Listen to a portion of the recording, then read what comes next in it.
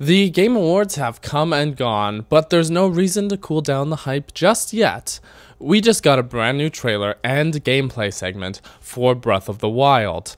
Let's take a closer look, shall we?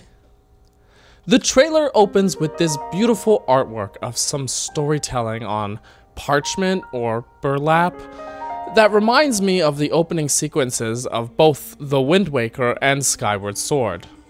The latter especially.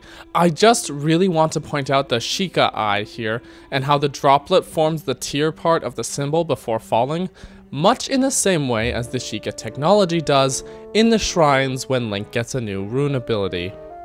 We get another shot of the trees here, and man, this game's nature just looks incredible. And notice something different between these two shots? It seems to imply that Breath of the Wild will have changing seasons, which is pretty cool. Next is another shot of some artwork which seems to show some sort of people farming, but it's hard to say if these are primitive people, or Hylians, or some sort of other race that we haven't seen yet.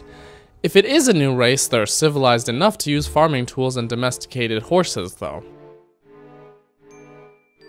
This sweeping shot near the Twin Peaks, which you may remember from E3, shows a man walking across the bridge here. It isn't Link, but a new NPC that we haven't seen before, and just guessing from his attire and spear, or maybe it's a walking stick, he may be a hunter or traveler of some kind. And there's a ruined guardian, just thought I should point it out. Next scene shows a conflict between two blue bokoblins and what seems to be two NPCs. Some have speculated that this is Link and a companion, but based on the clothes, this might not even be Link at all.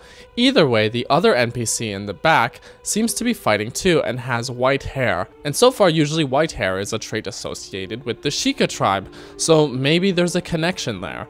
Or maybe I'm reaching on that one, who knows. So, could we be getting travel companions in Breath of the Wild, or do we just randomly run into people that need help and help defend them from monster attacks? Here we get a good look at a settlement or village of some kind with a large structure that sort of reminds me of the bazaar in Skyward Sword. And what's with the giant wooden horse head? Oh, and dogs confirmed. Dogs confirmed in Breath of the Wild. This is an important detail. The next artwork piece seems to hint at a fully realized city, not just small villages, as we see large buildings here lined up nicely. And could that be Hyrule Castle behind them? Possibly making this artwork depicting Castletown? Moving on, we get a sweeping shot of a larger village. These two shots are packed with detail. We get banners, or maybe that's laundry, and we see villagers tending to crops. So for anybody who was worried that this game was going to be super devoid of life, we've got really big towns here. Moving on, whoa. First thing to note here is that Link has the Master Sword in its classic scabbard, but unlike the shot we saw at E3, the Master Sword is in perfect condition. Does this imply that we have to restore and revive it, much like we did in Skyward Sword and The Wind Waker? Or is this some sort of flashback or past time travel segment? And just who the heck is this guy? Falco here. I'm fine. Here we see a large bird-like man fly through the air towards this flying ship. We'll get back to the ship in a moment, but first, let's talk about the Birdman here. There's some theories flying about already about who he is and what race he is. The most obvious answer would be Rito, the bird people seen in The Wind Waker. Since we've already seen the Koroks, a race exclusive to The Wind Waker, I wouldn't rule them out based on the timeline. However, a lot of people have been quick to point out the many physiological differences between the Birdman here versus the Rito. Well, I'm actually really on board with the idea of them being Rito, to be honest, but that's just me personally. But here's why. The Rito are a race shown to have evolved quite a lot. Remember that they evolved from the Zoras, meaning that these are the same race. These two. Fishman, Birdman, same race somehow, I don't know. So if the race can evolve from fish person into bird person, who is to say they can't evolve further into even more different looking bird people? Plus, let's keep in mind what the Zora look like in the Decline timeline.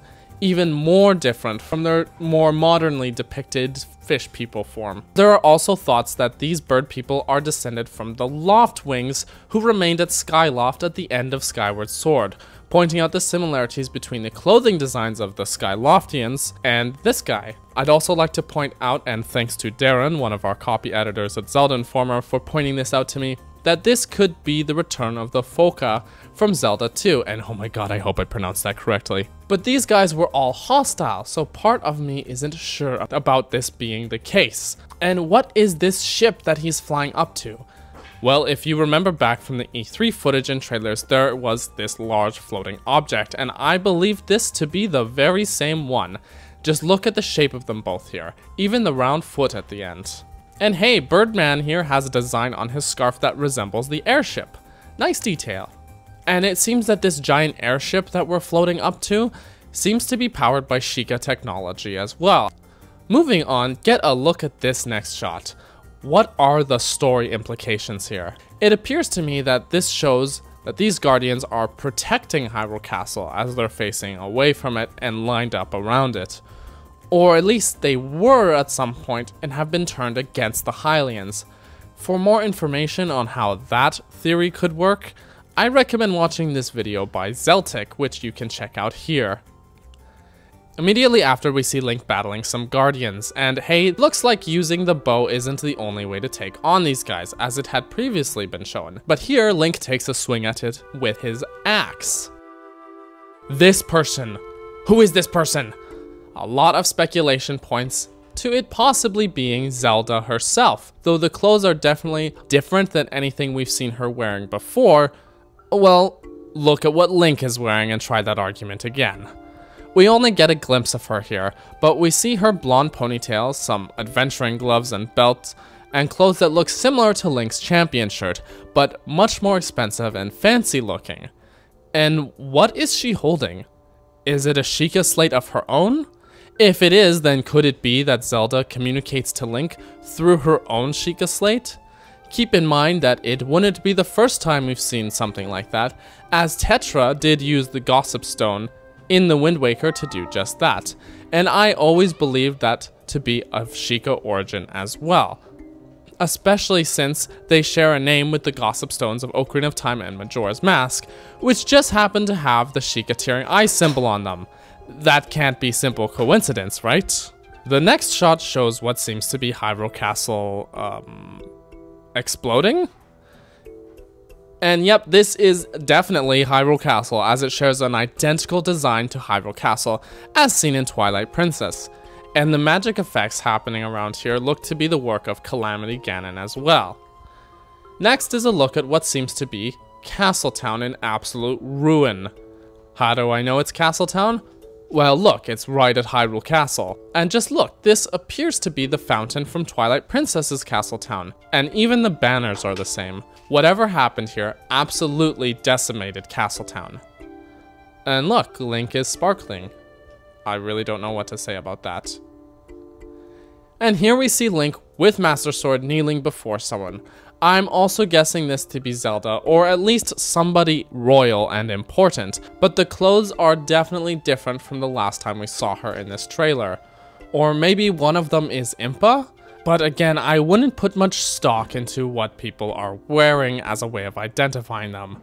Again, just look at Link's outfit. So maybe these are two different characters, or perhaps she just changed clothes when going out adventuring. As here she's seen outdoors, while in the second shot, she seems to be in some sort of well-intact castle. It's hard to say at this point, since in both cases, we don't get to see very much of them at all. And that's the trailer, a lot of detail packed in there. But we were lucky enough to get a second look at the game during the Game Awards, where Bill and Nate from Nintendo Treehouse sit down and play through a shrine quest.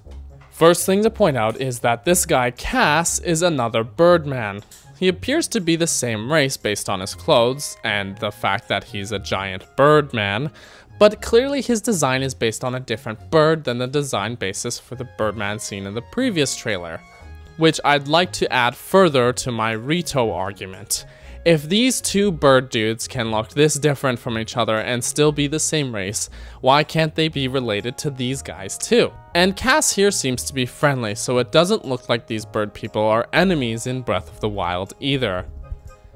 And did anybody else notice that the music he plays on his accordion is actually the music from the E3 trailer? Let's have a listen. And as minstrels are wont to do, he's gonna sing to us. Fire up the accordion and where the dragon's mouth meets the serpent's jaws. Shrine sleeps in the forest of normal cost. Okay, we got this.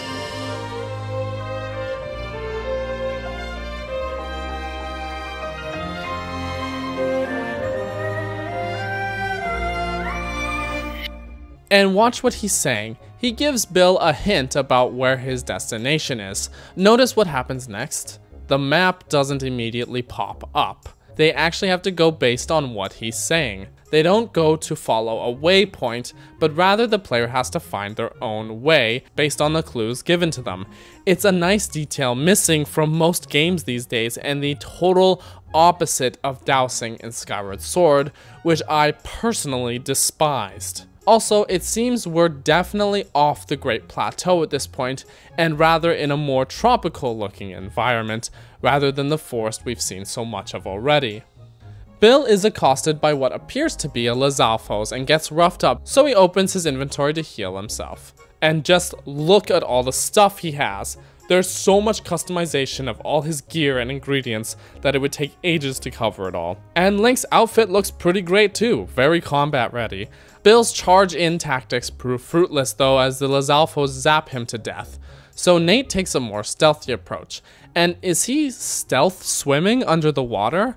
As his head remains submerged and his stamina meter, which must be upgradable since it has a second bar around the left side, drains while he does this. And this bit here is just kind of awesome. The combat looks great. And you're running out of arrows. Never. Just so you know, you were down to 2 arrows. Oh, there you go, nice. And the Lizalfos that spring out at Link appear to have been camouflaged, or as Bill says, chameleon-like powers. And after Nate takes them down with some well-timed flurry rushes, boom. And he's done. We get a good look at this big fella, who I think we've seen a similar enemy in the E3 trailer. Also, notice how this big guy avoids the bombs that Link is throwing at him, demonstrating just how much smarter the enemies are in this game compared to previous Zelda games. When Link defeats him and picks up his weapons and loot, we get confirmation that this enemy is in fact Breath of the Wild's version of the Moblin.